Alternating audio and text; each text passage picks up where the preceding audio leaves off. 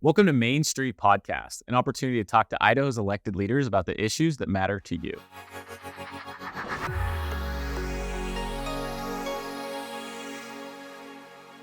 Welcome. We're here with Representative Jerald Raymond out of District 31, which is a big district. It is a big district. Yeah. It is. Tell us what counties that covers. So we represent Clark, Fremont, Jefferson, and Lemhi counties. Fantastic. In eastern Idaho. So you didn't have too big of a commute over here today. No, this was nice. No, it's nice. It's not like driving to Boise. No, it's not. It's not. But we appreciate you being here. It's a great district. I just want to tell you that. It is a great district. Yeah, a lot of good people there. My roots come out of that district. Oh, really? Yep. I didn't realize that. So I want to start with the end here. We're going to go to long after you and I are gone. You have 24 grandkids, correct? I do. I want you to think about the time when they're raising their grandkids in Idaho. What concerns you the most about your grandkids' future in Idaho? Oh, you know what? My greatest concern is that Idaho will change. You know, we have so many people coming into the state right now, and good people. I'm not saying that they're not good people, but their ideas are different. Some of them are different than what we have experienced growing up. Having neighbors closer is different than being spread out like we are now. So my major concern is that Idaho will change. Well, then let's flip it and have a little more optimism here. What excites you most about the future of Idaho when you think about the world and the state that your grandkids will get to lead in? So what excites me the most is that maybe Idaho won't change. Yeah. You know, with the right leadership, we can keep Idaho. And I think that's very important. We're kind of an island in some respects. When you look at states around us, for example, that have legalized illicit drugs. Sure. If we stay strong, we can keep Idaho in many, many respects. Right. Now, we have changed quite a bit. I want you to tell us a little bit about what it was like growing up in Manan in the 60s.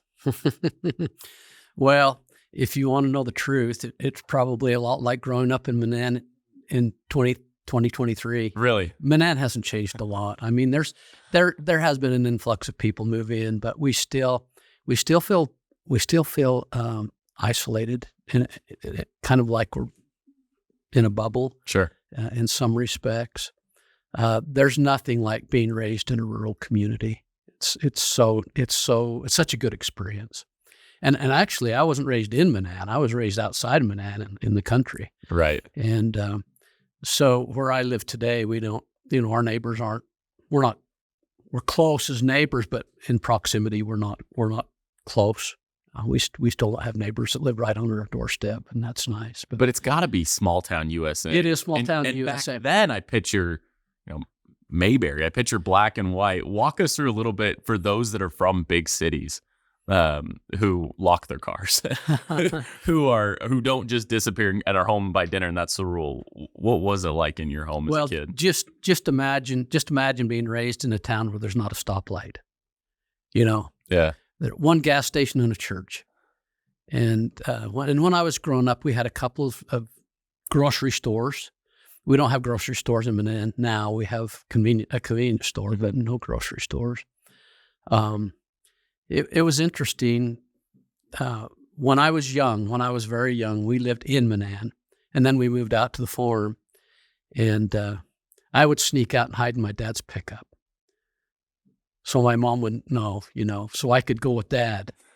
I was supposed to be at Cub Scouts, or I was supposed to be somewhere else, and Mom would have to come down to the farm and find me, and we'd have to go through the rigmarole of getting back to where I needed to be instead of where I wanted to be. I always wanted to be on the farm. I always wanted to be with my dad. So. It's in your blood.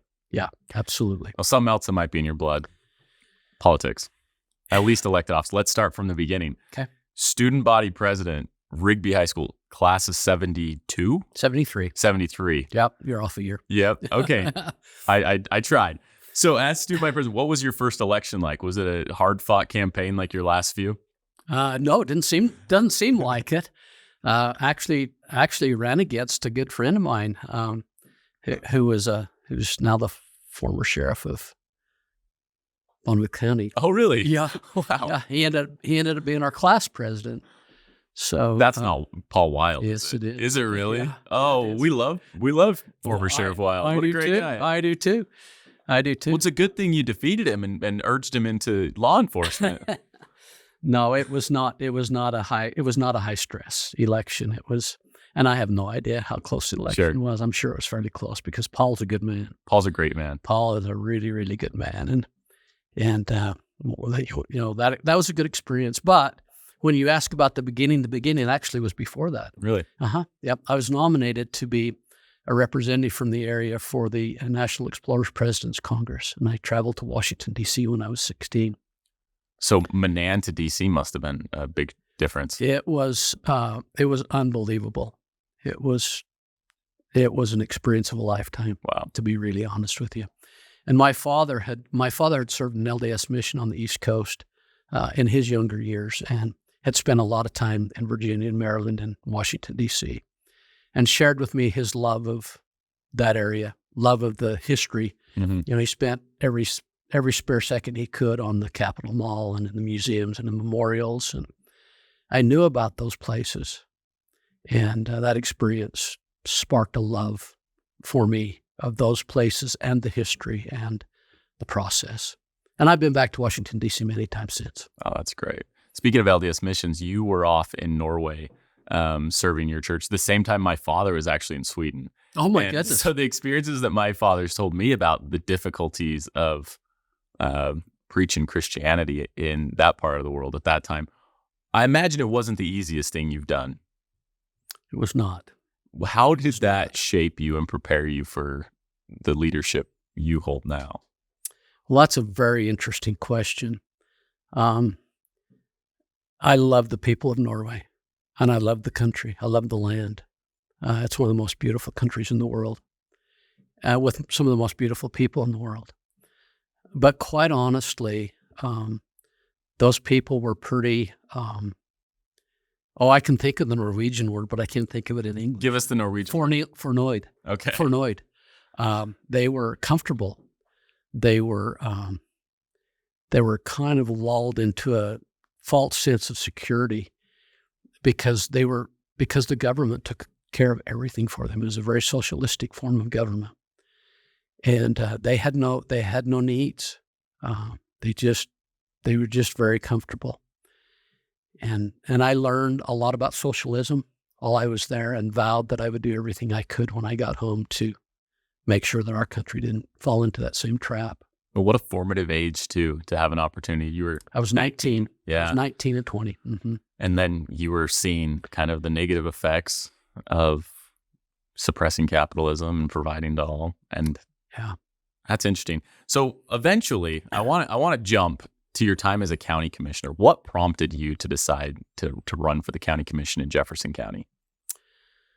Well, going back to my family roots, my grandfather was very service oriented. My father was very service oriented. My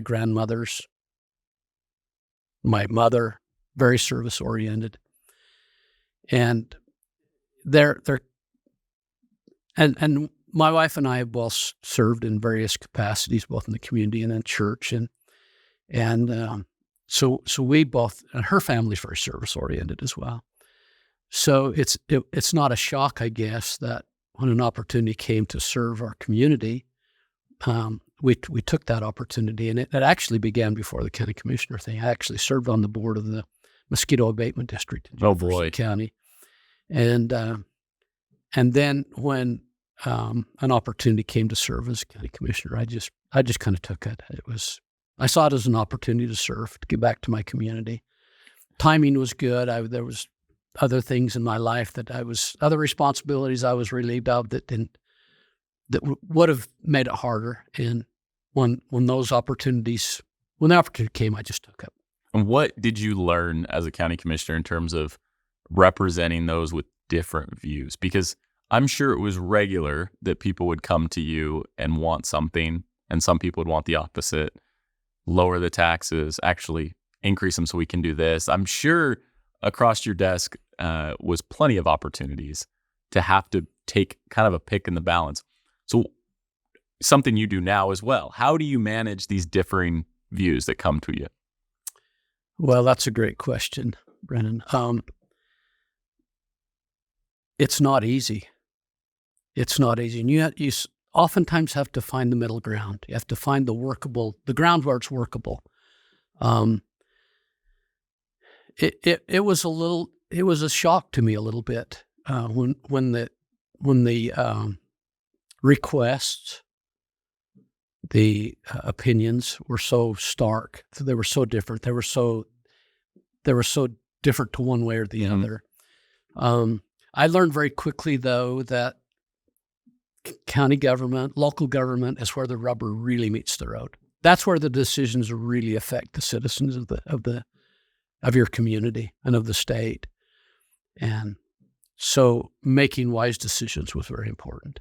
Yeah, we always to the entire commission, not just me, but the entire commission. Because we talk a lot about how people have their political views for sure, but at the end of the day, like, we want roads we can drive on. We want to make sure the snow and the road are clear. Right. And something that's really important is safety. Yeah. As the county commissioner, what was your relationship like with law enforcement? The sheriff's office kind of associates reports through you. To walk us through what public safety was like as a county commissioner. Well, I had the opportunity to be a commissioner with two sheriffs. Mm-hmm. We had Sheriff Olson and we had Sheriff Anderson subsequently, and both of them have and do continue to have the best interest of the citizens in their hearts and in their minds, and budgeting for public safety was a very high priority for the commission, for all of us. The men and women who serve us are dedicated. They love what they do, and they have a hard job. They really do. It's very difficult to serve as a law enforcement or even public safety in general, fire, EMS, all of those things. So we were very fortunate that we had adequate jail facility, and so it was. I guess that made it easier. If we had to struggle with having to build or create a jail facility, it would have been harder, but it was easier. Yeah. What was your relationship like with the other two commissioners? Very good. Very good in general. Mm-hmm. Yep. I ask because you seem to work pretty well with others. When you've run all of your elections, you've run with your seatmates. You've run with Senator Burtonshaw and Representative Furness, which isn't common in Idaho for whole slates of people to run together, because when you put your name and face on a flyer next to somebody, if Rod or Van says or does something silly, it'll affect you. Why don't we talk a little bit about them, and maybe specifically, let's start with Senator Burtonshaw. What is it about him that you look up to and that you've learned from? Well, that is a great question as well. You ask really good questions. Thank you. I don't have any answers. I just have questions. We have a very good working relationship, and I'll come back to your direct question here in just a second. But we sometimes I suggest that maybe we have too much fun together.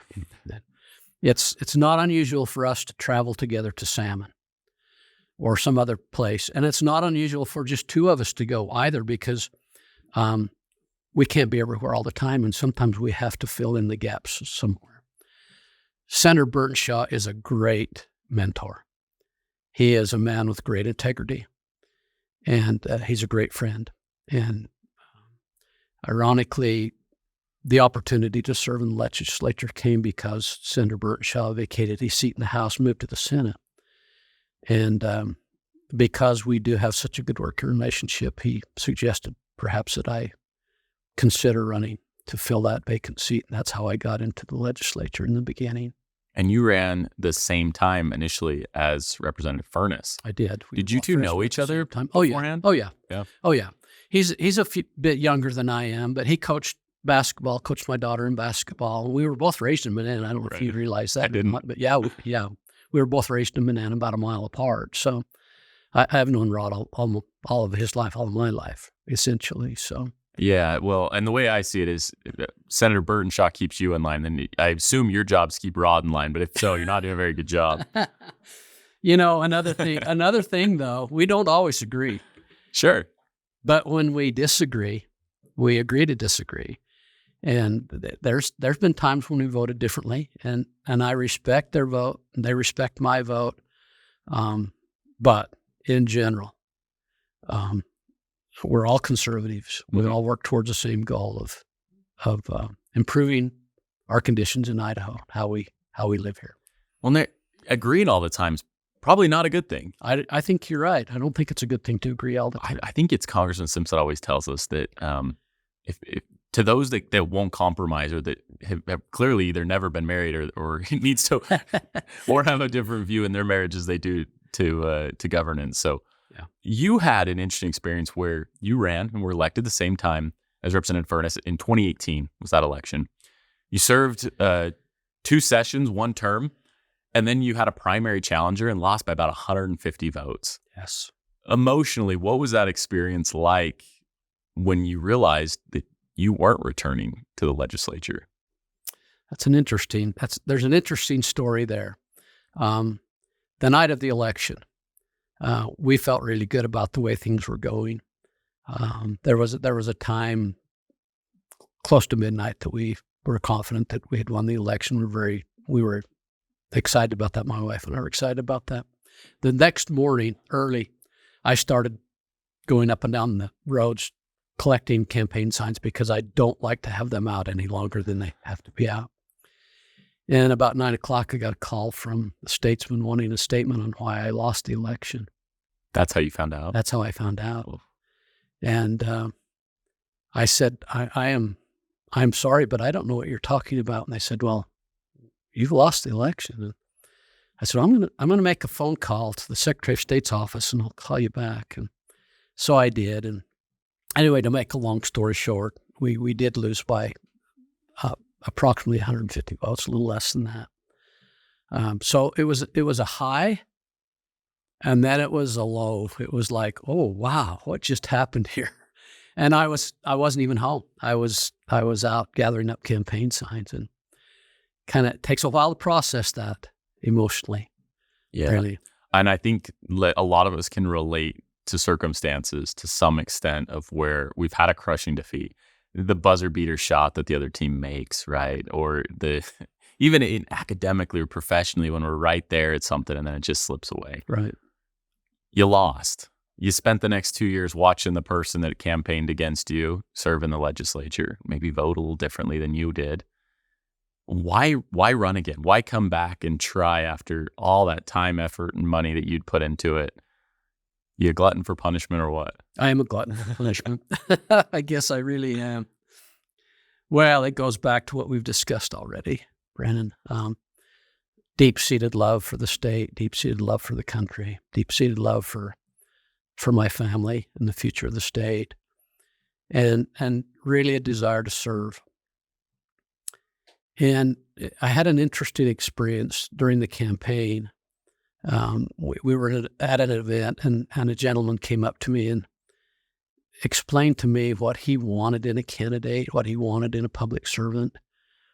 And what he said was, I really need a patriot. I need someone who's really a patriot to represent me. And I asked him, what does that mean to you?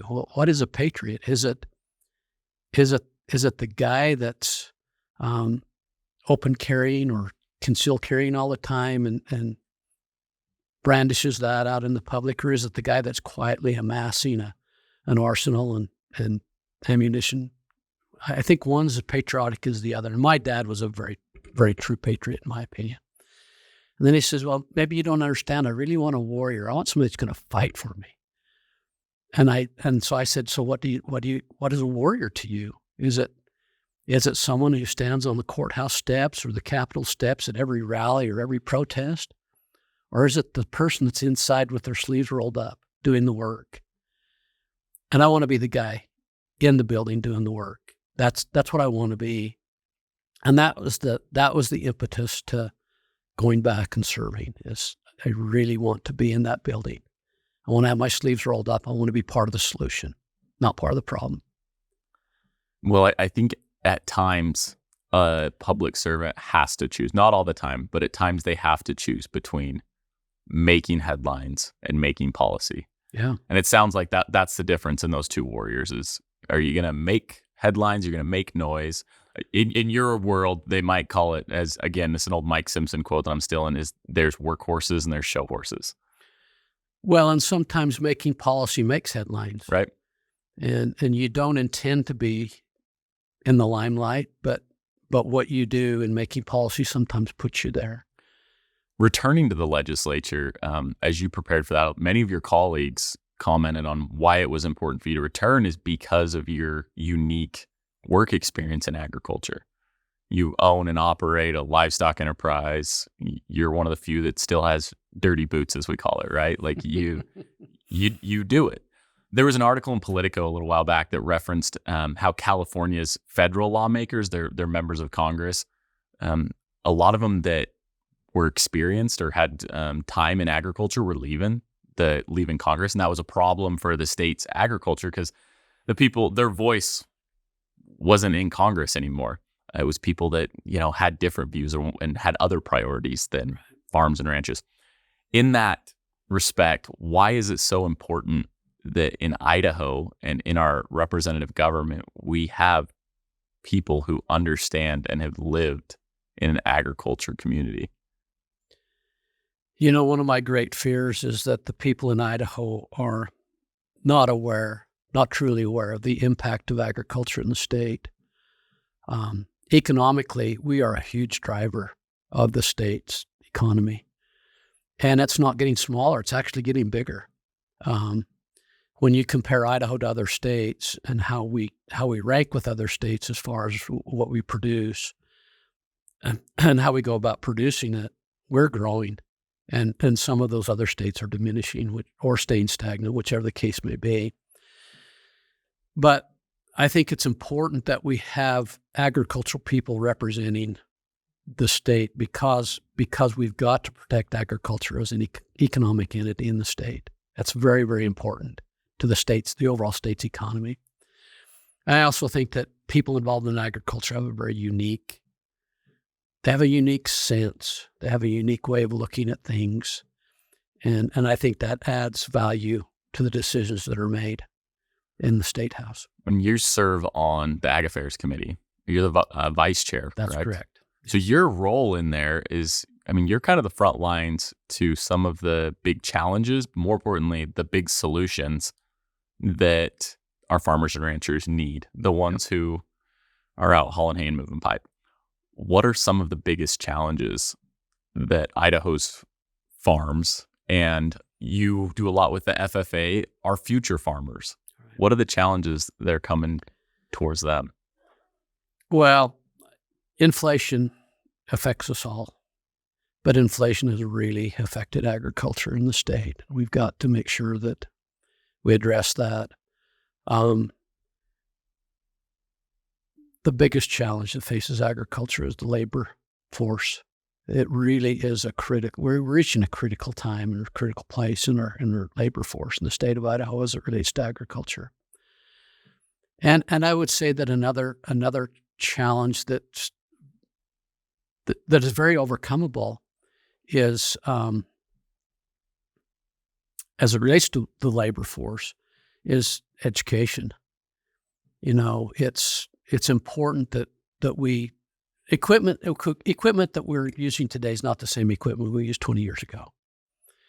And it's become a very sophisticated way of even repairing equipment anymore. These newer tractors are very computer-based, and it takes a technical person to be able to do that.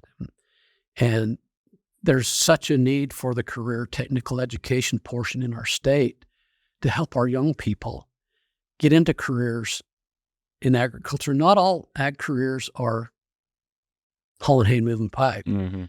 A lot of them are technical. A lot of them are very professional based, and it takes some training to get to those things in there. And you can do almost anything in agriculture if you want to, if you have a desire to. So when we talk about ag labor, why is ag more susceptible to labor challenges than your Walmart down the street? Well, agriculture is pretty labor intensive, pretty physically labor intensive. And there's not a lot of people that want to do what we do from a physical labor standpoint. And so it's more difficult to find people that want to get up early and feed cattle before the sun comes up and bring calves in from the cold on a cold winter night, those kinds of things. It's in your blood. Yeah. It's in your blood. But the costs have risen so high that it's hard for young people to get into the agriculture these days. So a lot of farmers around the state rely on foreign-born workforce to come in and help. So A lot do. Whether that be green cards or visas, what happens if you as a legislature or more likely Congress says, okay, no more green cards, no more visas because of the mess at our southern border in terms of illegal immigration. We're not going to have these workers anymore. What does that do to Idaho? Well, let me just put it in perspective. Please. If you were a dairyman and were milking, let's just say 2,000 cows, and your workforce all of a sudden dried up, what would you do? How would you sleep at night? It wouldn't be much different if your hay crop is ready to bale and you don't have anybody to operate that piece of equipment. Or if it's harvest time in corn and you don't have a truck driver. And those stories are repeatable across the state. I've heard them. I've heard them from producers that have said, we have 3 trucks sitting idle because we don't have people to drive them. Well, I'll tell you what, that would hurt production. That would be a major hit to production in the state of Idaho. And we've got to do something. We've got to do something. And it is a federal issue. I understand that it's a federal issue. But we've got to bring people into this country legally to work. Yeah. Well, and so we're recording this. This probably won't go out till after Thanksgiving, but I think it's just as the listeners think about their Thanksgiving meals, and we talk about the importance of agriculture, we don't always make the connection that it was potentially an Idaho potato farm that those mashed potatoes came from, and the milk came from maybe a Twin Falls dairy. And maybe they're even having a beer from the barley that was grown here in eastern Idaho. It affects how we feed the world. Absolutely, it does. And sitting on that Ag Affairs Committee is such a privilege, and I learn a lot. But Idaho is very diversified. You know, we raise sugar beets and potatoes and beef and dairy and hops and mint and seeds of all kinds. And I've told, to your point, I've told guests in our home many, many times as we've sat down to eat, everything on your plate was raised on this farm. Wow. Either out of our garden or out of our feedlot, or, and people need to realize, with the exception of milk, because we don't milk cows, but people need to realize where their food comes from and what an asset we have in this great state of Idaho. We feed, most of what we produce is exported out of the state. We feed and clothe the world. We literally do. I think it's important to note again that your work with the Future Farmers of America, and I mean, shout out to Fremont. They've got great programs there. That's important to make sure that there are people to backfill when you're 6 feet under and can't run a cattle operation. Absolutely. Yeah. Absolutely. So I want to talk a little bit about, we started with your district and how big it is. And you talked about how great of people are in it. I have a special place in my heart for a lot of the physical locations in your district. I grew up going to Island Park as a kid. So you've got Island Park, you got the St. Anthony Sand Dunes, and of course, Salmon, Idaho. A lot of people in Salmon would not want us telling anybody how gorgeous it is there, but very special part of God's green earth that you represent. How do you manage when it comes to issues of a lot of it's federal land, some of it's state land, a lot of people live there because they like to hunt on those lands. They like to fish in those rivers and those lakes, and they like to recreate with their ATVs and get out. How do you ensure that the people of Idaho are able to use those lands, but that they're still there for the future? Right. I ask because conservationist has been a dirty term in the Republican Party for so long, or it can be. And we have images of tree huggers, but also Republicans, conservatives like yourself, they don't want to see high-rise apartments all over Island Park. Yeah. So true. So we have to work to make sure that our lands, our public lands, are available to those who want to use them. But I believe very firmly in the multiple use doctrine, that lands that are grazed by cattle can also be recreated on. Lands that have timber on them that we can harvest also can be recreated on. But we have to be respectful. We have to be respectful of the land, of the resource. Obviously, what is grown on those lands is renewable. We can't be destroying them with off-road vehicles that don't respect trails and roads and those kinds of things, and just take off out through the middle of stuff.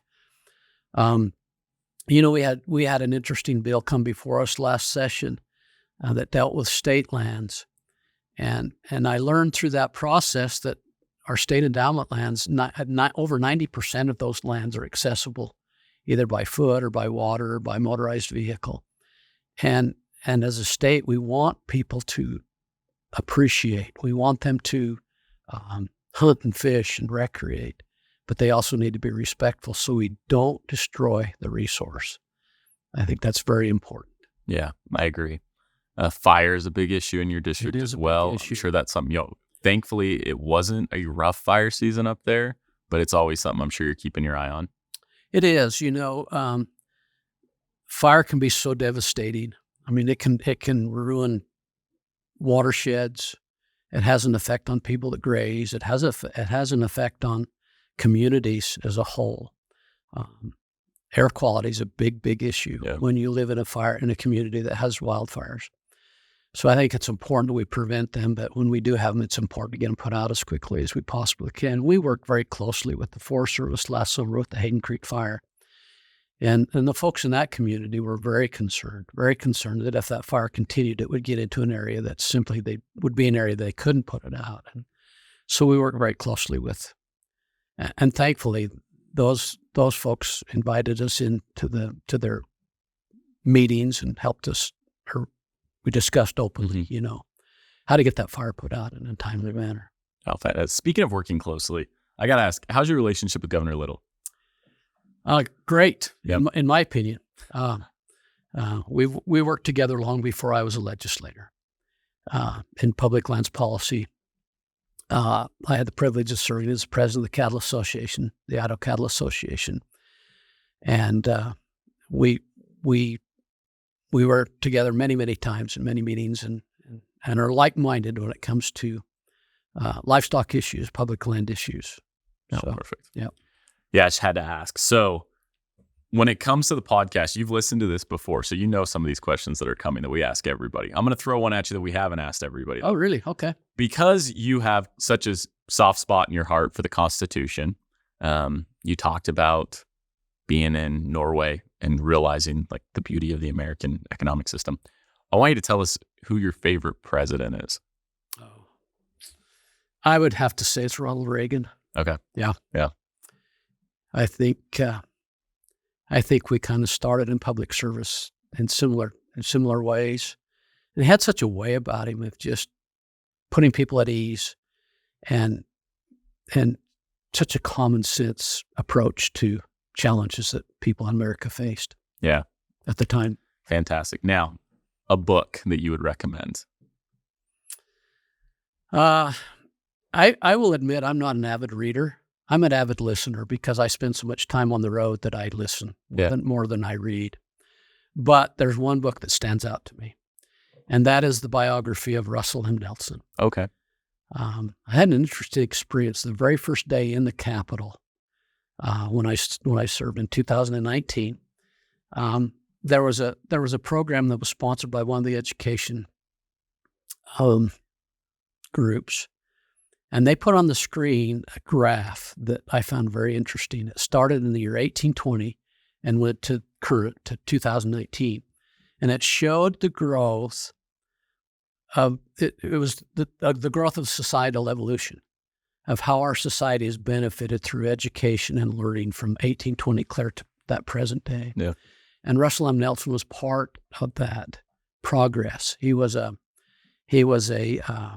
renowned heart surgeon that actually invented the heart bypass machine and other things along the way that help people live a better life. And his life history is just so interesting. I'd recommend it. Is that the one by Sherry Dew? It is. Fantastic. It is. Yeah. Yeah. That's great.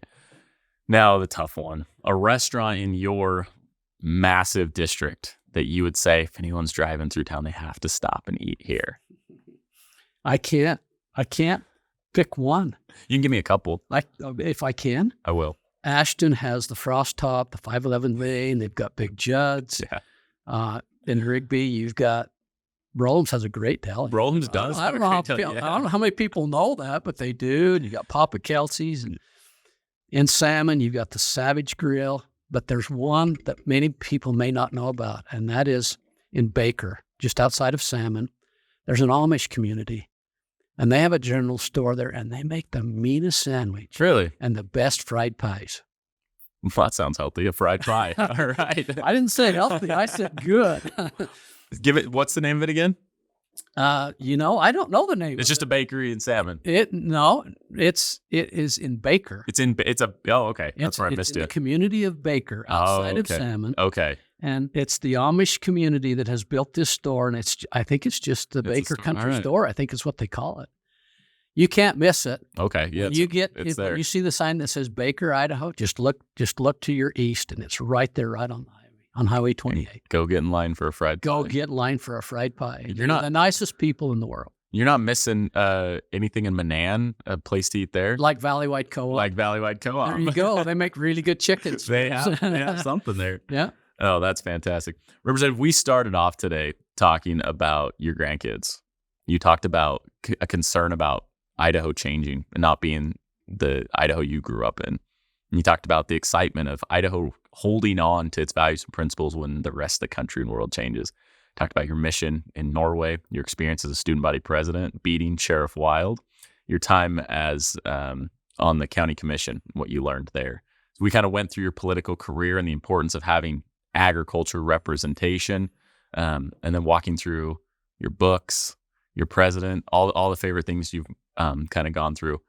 I'm curious, as we wrap up today, what are some of the most important things to you in life? What would you say, this is what I need to hold dear? And then how in the legislature do you try to protect that?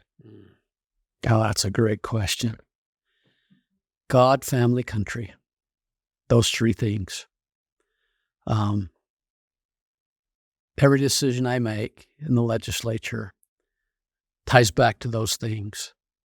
I'm so appreciative of the fact that we begin every day with a spiritual thought, with a prayer, with a pledge of allegiance to the flag of this country. I'm grateful for the Constitution that's a guiding document that gives us the guidance we need to make good decisions.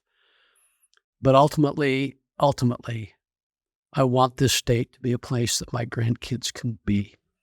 You know, our kids all live in Idaho now. All of our kids are back in Idaho. Some left for a short time for educational purposes. They're all back. All of my grandkids have been or will be educated in this state. We need to make sure that system is a system where they can learn and grow and achieve what they want to do in life. And we need to make sure that we protect them. We need to make sure that we have good law enforcement, that we have people that are willing to help them in that case of an emergency. We need to make sure that our learning institutions will give them the basis they need to learn so that they can be productive citizens as they move forward. And hopefully this state will be great for their grandkids too. Yeah, hopefully. Representative Raymond, good legislator, great grandfather. Oh, thank you. Great, not great grandfather, good grandfather, awesome grandfather. Thanks so much for being here. Thank you. We've learned a lot from you. We're going to have you back as we dig into more of these issues. Good luck feeding the cows this winter. Thank you. Stay on top of that, will you? Okay. We'll have you back. Appreciate it. Thank you. Thank you.